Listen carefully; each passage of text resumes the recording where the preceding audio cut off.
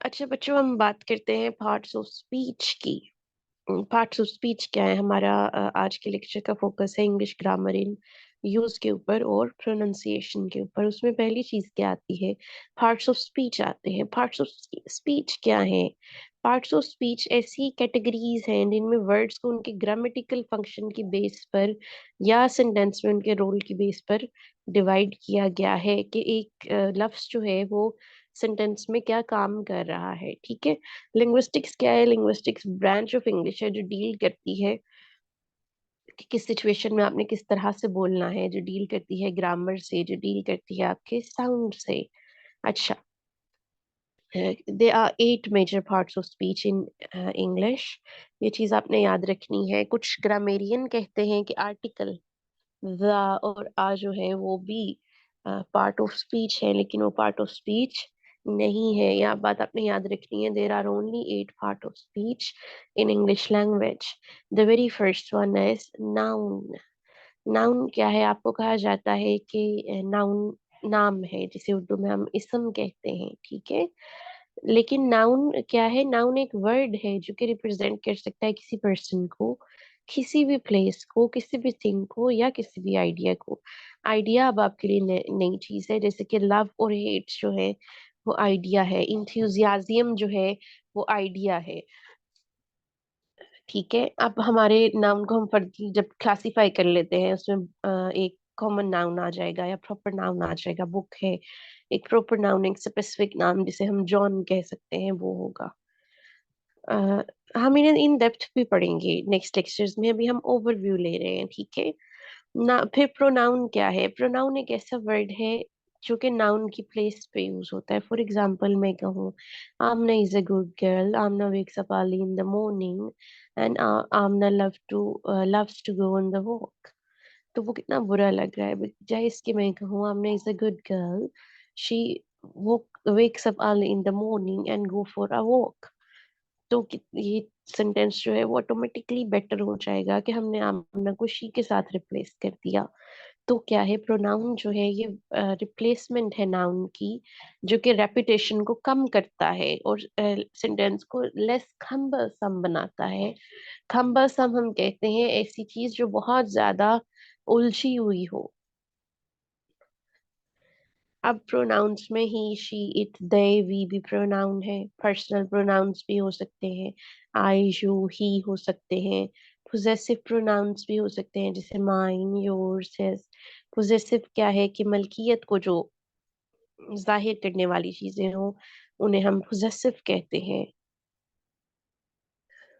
Verb क्या है? Verb is the far more important part of speech in English language.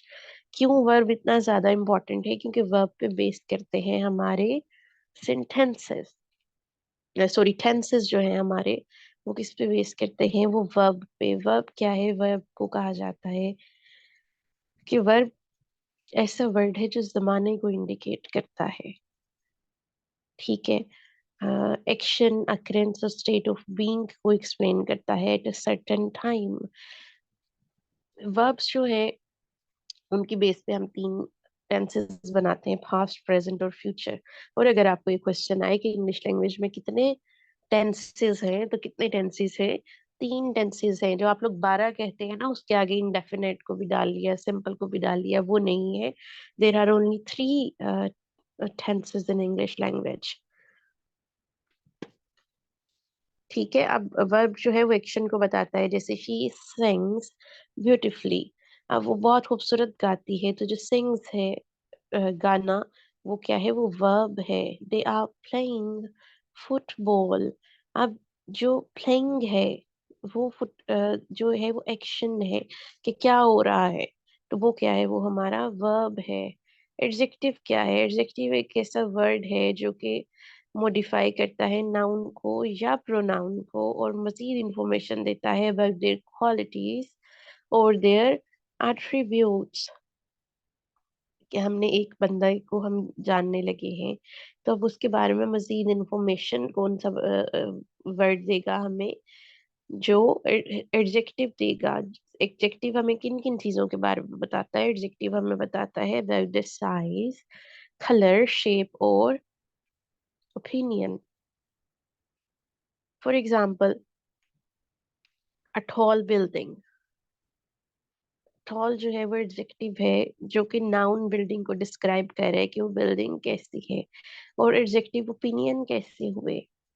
देखो for example, एक बंदा जो शहर में रहता है उसने कोई 20 22 23 मंजिला इमारतें देखी हुई हैं। एक बंदा जो गांव से आया है, जो वो 5 मंजिल की इमारत देखेगा, तो that building is a tall building for him as compared to the person if someone is living in or working in times square, जो कि न्यूयॉर्क का फेमस टाइम्स स्क्वायर है। तो आपको पता होगा वहाँ सारी बिल्डिंग्स जो है बहुत टॉलेस्ट है।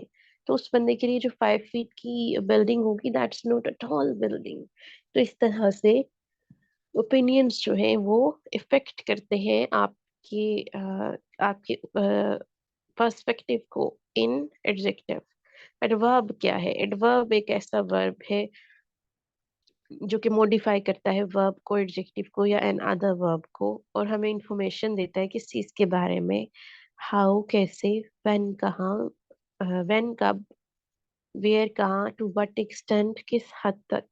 कोई काम हुआ तो वो किस हद तक हुआ। ठीक है। एडवर्ब के एंड पे क्या लगता है? यूजुअली एल वाई लगता है, जैसे क्विकली और हैप्पीली। कि अगर आपको कोई क्वेश्चन आता है कि आपने चीजों को एक्सप्लेन करना है कि इसमें से एडवर्ब कौन सा है, तो एडवर्ब को आप कैसे पहचानोगे?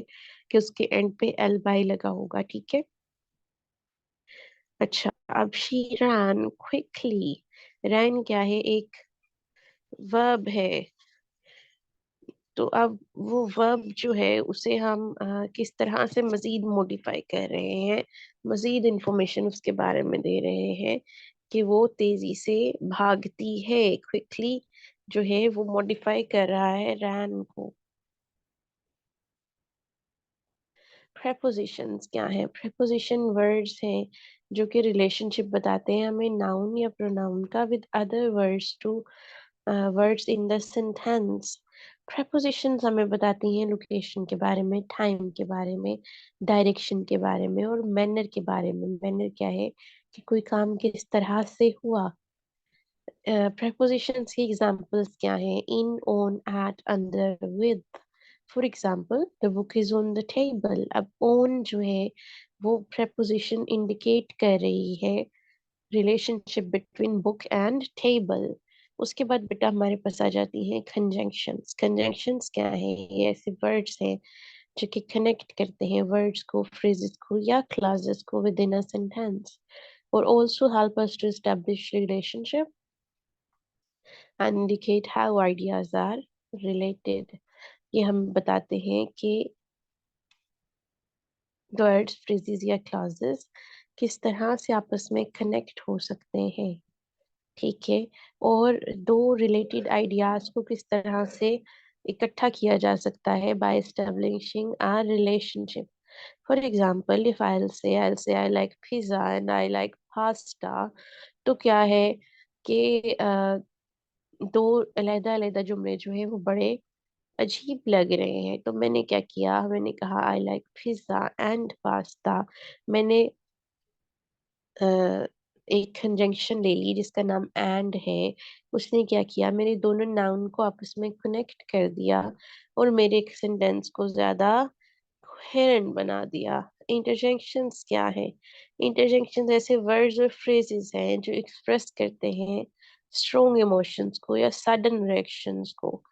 कि अचानक से कुछ कोई बहुत एक्सट्रीम इमोशन है, उसे कौन प्रेजेंट करेगा? इंटरजेक्शन। एक सडन रिएक्शन है, उसे कौन प्रेजेंट करेगा? Interjection. For example, oh, wow, पूछ, अल्लाह,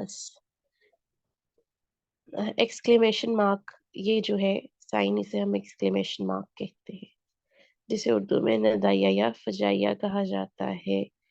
अच्छा, अब इन्हें समझना क्यों जरूरी है पार्ट्स ऑफ स्पीच को? ताकि हमें पता चले कि एक लफ्ज जो है उसका क्या रोल है अ, किसी भी सेंटेंस में, उसका क्या रोल है, या वो चीज जो है वो क्या कह रही है। 30 वेज जो से देखते हैं। Welcome as a hospitality gesture. Hospitality gesture, या कोई बंदा आपके घर आए। Number 1 is you are welcome. It's my player. You are most welcome. Not a problem at all. Anytime. I'm glad I could help. मुझे बड़ी खुशी है कि मैं आपकी मेहमान नवाजी कर रहा हूँ. You are always welcome here. यहाँ हमेशा तुम्हें खुशामदीद है. Don't mention it. It was the least I could do. You are warmly welcomed. My doors are open for you. मेरे घर के दरवाजे तुम्हारे लिए खुले हैं. I'm happy to assist. Welcome aboard. It's an honor to have you. Make yourself at home. Feel free to ask for anything. You are part of family now. I'm here to make your stay enjoyable. कि आपका जो stay है उसे बेहतर बनाने के लिए मैं यहाँ मौजूद हूँ. Welcome with open arms. I'm at your service. You are greeted with open hearts. It's a pleasure to welcome you. Welcome to our humble abode. Humble abode, गरीब खाना. Abode घर को कहते हैं.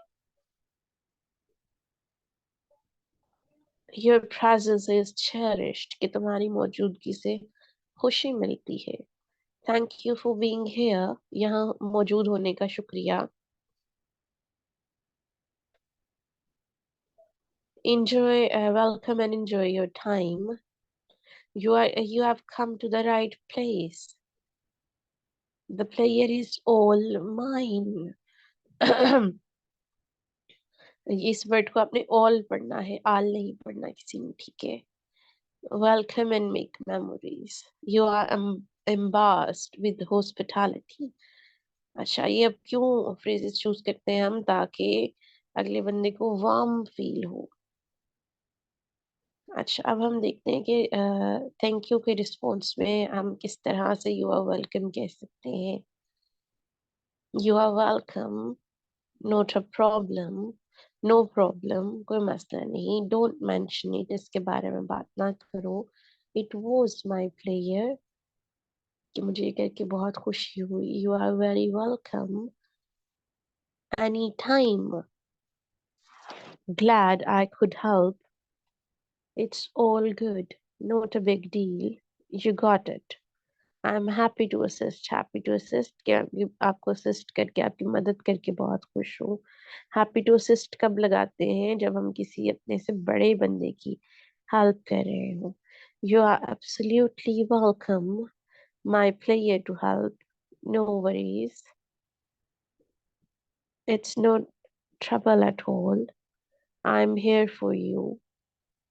You are most welcome. You are always welcome. It's my pleasure to serve. You are graciously welcome. I'm glad I could be of assistance. मुझे बड़ी खुशी हुई है मैंने आपकी कोई मदद की. असिस्टेंस का लफ्ज कहाँ आता है? जब अगला बंदा हमारे से बड़ा हो, in manner or in level. Manner, it can be in age, it can be that person can be in high level at employment. You deserve it. I'm at your service. Think nothing of it. इसके बारे में ज़्यादा ना सोचो. I'm all part of the service. You are kindly welcome. I'm honored to help. You are greeted with open arms. I'm glad to lend a hand. Thank you कहना क्यों ज़रूरी है? ताकि बेटा हम लोगों को वैल्यूएबल फील करवा सकें. अच्छा, अब ये कुछ वर्ड्स हैं जिनके स्टार्ट में या मिडिल में सी आता है, तो हम इनकी प्रैक्टिस करेंगे. हमें पता है कि हमने 8 साउंड ऐड करना है, ठीक है? The first one is Arctic. Occasion. अच्छा, अब आपको साथ में मीनिंग्स का बता दूं. ये बार बार मैं रिपीट करती रहती हूँ. देखो, हमारे पास कोई वर्ड है, उसका हमने मीनिंग देखना है, तो हमने उसका मीनिंग कैसे देखना है ये हम देख लेते हैं. देखो, पहली चीज ये है कि हम गूगल अंकल के पास जाएं, हम उन्हें कहें कोई इनका हमें मतलब बता दें। उन्होंने हमें ओकेजन का मतलब बता दिया कि एक पर्टिकुलर इवेंट जो है उसे हम ओकेजन कहते हैं, ठीक है। और फिर हमने उसकी प्रोनाउंसिएशन देख ली कि उसकी प्रोनाउंसिएशन क्या है, ओकेजन। उन्होंने हमें प्रोनाउंसिएशन भी हमें मिल गई। फिर हमने अगली चीज देखनी होती है यूजेज एग्जाम्पल, कि किस किस जगह पे ओकेजन किस किस मीनिंग में यूज हो सकता है। फिर आप सिमिलर और ऑपोजिट वर्ड्स देख सकते हो। अच्छे, सिमिलर वर्ड्स को या ऑपोजिट वर्ड्स को देखने का फायदा क्या होता है? जब बेटा आप किसी भी कोई पेपर अटेम्प्ट कर रहे होते हो या कुछ अटेम्प्ट कर रहे हो, आप कहते हो कि आपको स्पेलिंग नहीं आते, तो जो आपकी स्पेलिंग के प्रॉब्लम है वो ये चीज सॉल्व करेगी। कैसे? अगर आपको एक लफ्ज नहीं आ रहा लेकिन आप उसका मतलब आपके जहन में है, ठीक है। अब आप क्या करोगे? उस मतलब के अगेंस्ट वर्ड्स ढूंढोगे, ठीक है। जैसे हमने देख लिया ओकेजन, इवेंट। इवेंट जो है वो आसान है, ठीक है। उसके बाद इंसिडेंट हमने देख लिया। और जो है अ, हम एक आसान वर्ड से उसे रिप्लेस कर सकते हैं। The very first one is object, occasion, account। 8 sound add कर सकते हैं आप। सी के बाद 8 साउंड आपने ऐड करना है। एक्सीडेंट। जी जी जी, 1 मिनट मम्मा।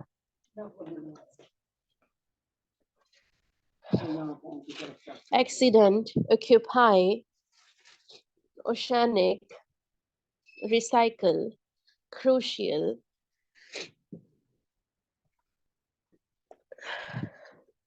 कॉन्सर्ट। कॉन्सर्ट आपको पता है किसी भी सिंगर की लाइव परफॉर्मेंस होती है, उसे हम कॉन्सर्ट कहते हैं। Success, vocabulary, calcium, recipient। Recipient कहते हैं वसूल कर लेने वाले को। conceal, छुपा लेना। vaccinate, concentrate, cocoon, crucifix, cyclical, pacific। Pacific, आपको पता है कि पैसिफिक एक ओशन है, और जो उस चीज ओशन से रिलेटेड चीजें होती हैं उनके लिए भी हम पैसिफिक का वर्ड लगा के इसके साथ आगे जो है इसे यूज कर सकते हैं। Like Pacific region, encourage, incorporate, cancel, circular, cocoa. जो हमारा चॉकलेट का फल होता है ना, जिससे चॉकलेट बनती है, उसे हम कोको कहते हैं। अकॉर्डेंस, अकॉर्डेंस होता है with reference to something. Reciprocate, concave, vicinity. Again repeat करा रही हूँ बेटा, इन पे फोकस रखना है। आपने सी के बाद क्या करना है? 8 साउंड ऐड करना है। Arctic, occasion, account, accident, occupy, oceanic. ऐसी जो समंदर से रिलेट हो। रिसाइकल, क्रूशियल, इम्पोर्टेंट कहते हैं क्रूशियल का अदर मीनिंग क्या है? Important. Concert, success, vocabulary, calcium. Calcium नहीं पढ़ना, कैल्शियम उर्दू में होता है, ठीक है। कैल्शियम, जैसे फिर होगा मैग्नीशियम, टाइटेनियम, ठीक है। Recipient, conceal, vaccinate,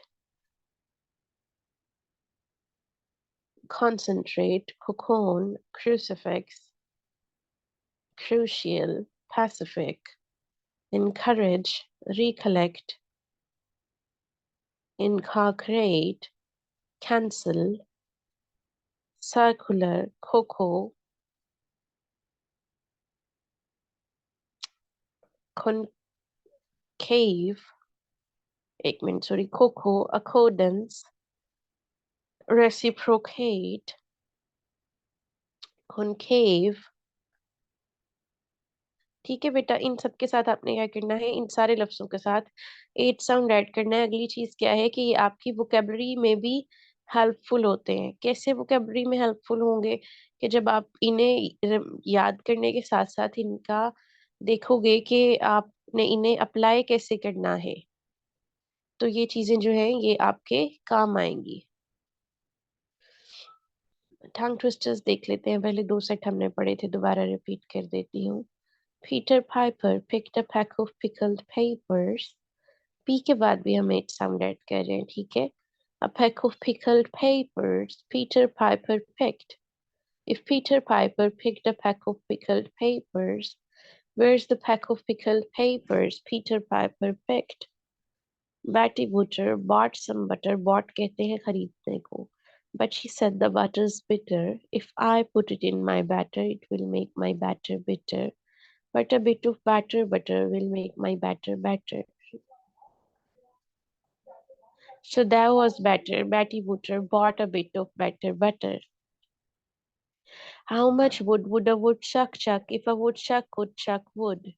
He would chuck, he would, as much as he could, chuck as much wood as a woodchuck would if a woodchuck could chuck wood। woodchuck किसे कहते हैं? woodchuck हम कहते हैं बेटा, एक छोटा सा मैमल है ये woodchuck, बड़ा प्यारा सा छोटा सा मैमल है। तो इसे हम वुडचक कहते हैं। ये देखें छोटा सा रोडेंट है, लेकिन ये लकड़ी को खाता है। बाकी चूहों की तरह ये और चीजें नहीं खाता, ये लकड़ी को खाता है। तो वुडचक वो कह रहे हैं how much wood would a woodchuck chuck if a woodchuck could chuck wood. he would chuck he would as much as he could as a woodchuck would if a woodchuck could chuck wood। she sells seashells by the seashore।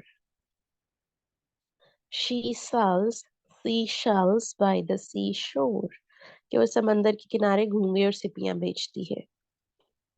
seashells को घोंगा और सिप्पी कहते हैं ना उर्दू में। How can a clam cram in a clean green can? clam जो है वो एक छोटा सा सीप होता है जिसे खाया भी जाता है। Not in Pakistan but other countries में वो उसे खाते हैं क्लैम को। How can a clam cram in a clean cream can? I scream, you scream, we all scream for ice cream। scream कहते हैं चिल्लाने को। I saw, सा नहीं पढ़ना, सा जो है वो आरी को कहते हैं। I saw sushi sitting in a shoe shine shop। Sushi works in a shoe shine shop where she shines, she sits, and where she sits, she shines। Fuzzy Wuzzy was a bear. Fuzzy Wuzzy had no hair. Fuzzy Wuzzy wasn't fuzzy, was he? Fuzzy Wuzzy was a bear. Fuzzy Wuzzy had no hair. Fuzzy Wuzzy wasn't fuzzy, was he? That's all for today, बेटा। अब आपका कोई question है तो आप पूछ सकते हैं। जी स्टूडेंट्स, आज का सेशन यहीं पर खत्म हो रहा है।